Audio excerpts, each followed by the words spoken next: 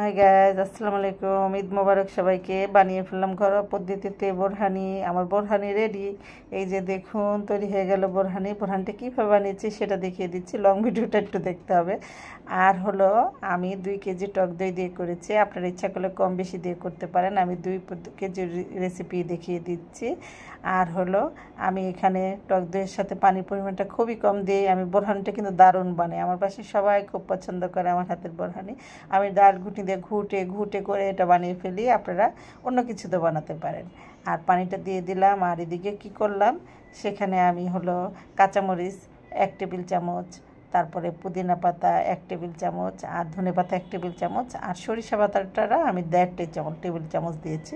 দিয়ে এটা আবার কতক্ষণ ঘুটে ঘুটে নিব। আর ওদিকে রাঁধুনি রেডি করা মশলা আছে আমার, সেটা বোরহানি মশলা। প্রতিবার আমি বোরহানি মশলা বানিয়ে নিয়ে আজকে আমার ভালো লাগছিল না, অন্যান্য কাজ ছিল, তাই আমি রেডিমেড বোরহানি মশলাটা দিয়ে করেছি। আর হলো একটু বিট লবণ দিয়েছি, চিনি দিয়েছি, লবণ দিয়েছি।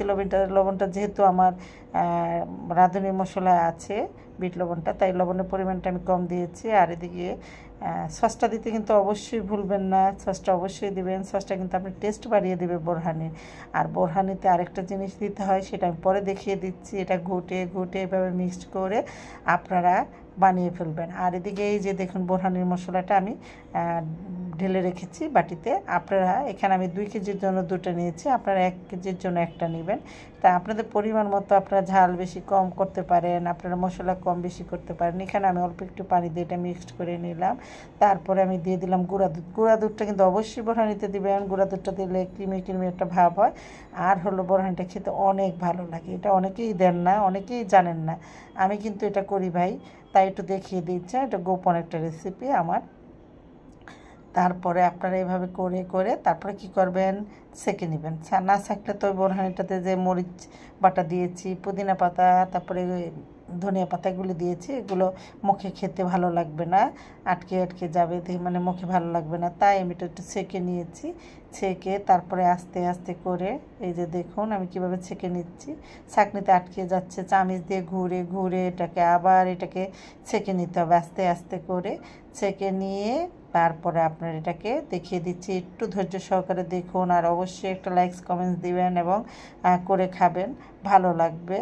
আমার রেসিপিটা যে খেয়াল করে করেন অবশ্যই ভালো লাগবে। বোরহানি অনেকবার বানিয়েছি, কিন্তু প্রতিবার আমি পোস্ট দিতে পারি না, কারণ পোস্টের জন্য এটা তৈরি করতে পারি না, আমি ভুলে যাই, না হলে সময়ের অভাবে দেওয়া হয় না। আজকে একদম পুরোটা নিজে রেডি করে সাথে সাথে ভাবলাম যে এটা আজকে এক্ষুনি এটাকে পোস্ট দিয়ে ফেলবো, এডিটিং করে ফেলবো, আর আপনাদেরকে দেখিয়ে দিব কিভাবে রান্না আমি মানে বোরহানিটা তৈরি করি।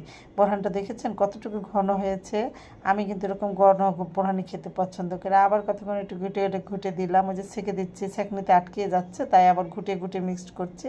আর বোরহানিটা কিন্তু বানিয়ে রাখলে আস্তে আস্তে ঝালের পরিমাণটা বেড়ে যায়। একটু গোলমরিচের গুঁড়া দিবেন যদি মনে চায়, আমি দিয়েছি। তারপর আর সব মশলা আপনার এই রাঁধুনি মশলায় আছে। তারপর আমি একটু একটু করে দিয়ে দিয়েছি আমাদের মন মতো করে।